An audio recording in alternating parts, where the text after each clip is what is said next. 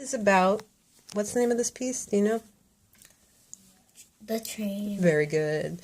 And so we have whole notes, we have half notes, and we have quarter notes. How many beats in a measure? Oh, you got it going on. 4 beats. So the first thing we'll do, since we're talking about beats, is let's count. Ready? Just counting. 1, 2, 3, 4. 1, 2, 3, 4.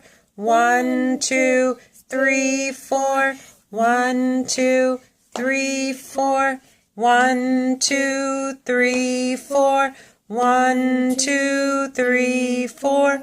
1, 2, 3, 4. 1, 2, 3, 4. Let's name the notes.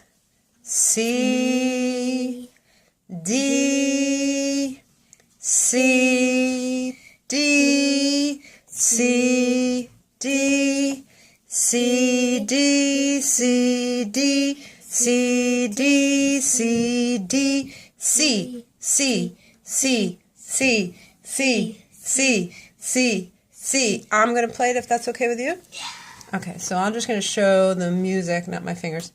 Count with me. Yeah. 1, 2, 3, 4. 1, 2, 3, 4.